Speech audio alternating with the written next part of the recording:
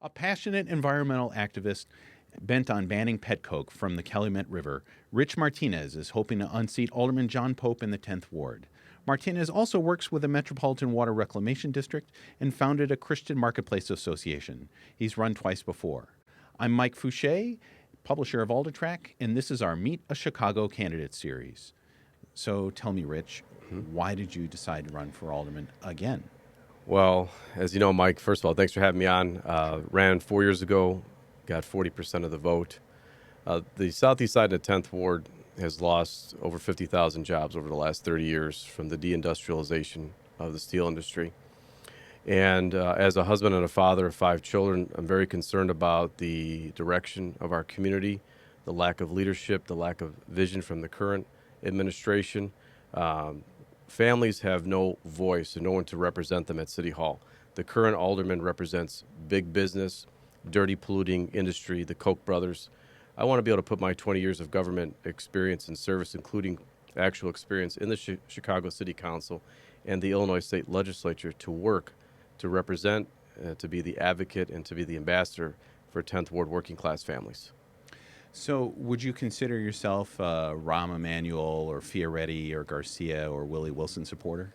Well, we don't support the current administration or their policies.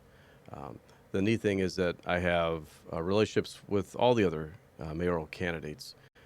Chuy Garcia endorsed my aldermanic candidacy 4 years ago. I worked with Alderman Bob Fioretti on the pet coke regulations in the zoning committee. I've even worked with Doc Walls. He and I worked together on the mayoral campaign of Antonio Villaraigosa in Los Angeles, and I've had the opportunity to meet Dr. Wilson over the last couple months. So as of right now, we're not working with any particular candidate, but it's good to know that we have good working relationships with all of them. So you have a very specific neighborhood issue, which is getting pet coke out of the Calumet River. And if there was a major citywide issue, what would it be? Well, that would be one of them. Pet coke, banning pet coke. We're getting millions of tons of pet coke from the BP Whiting refinery coming into the east side, the southeast side, and the 10th Ward annually.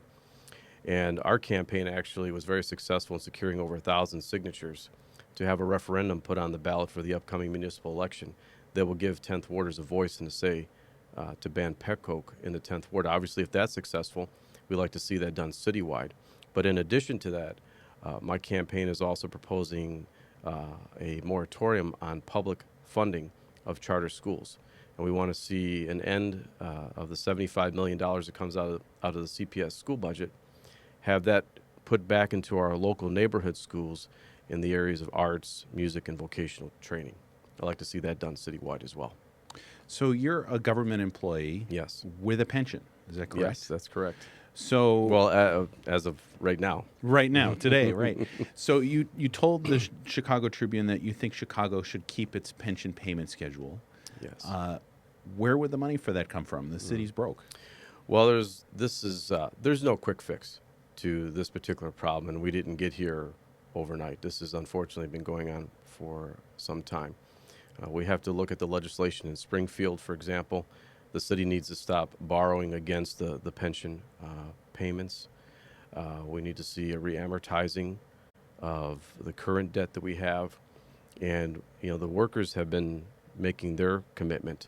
The city has to start to honor their commitment. Our yes has to be yes and no has to be no. And so I believe that moving forward, there has to be some belt tightening. We have to look at how we're spending our money. We have to look at ways to bring in additional revenue to the city. But I am adamantly opposed to the reduction of pension benefits for our workers. And I'm also adamantly opposed to trying to pay that bill on the backs of property tax owners. So I will not support a property tax increase either. Okay. Well, thank you very much for joining us. Thanks for having me, Mike. You can learn more about the Rich Martinez campaign and 183 others by subscribing to our email newsletter at aldertrack.com, by listening to this series on Rivet Radio, or by subscribing to our series on YouTube. Thank you very much. More great stuff to come.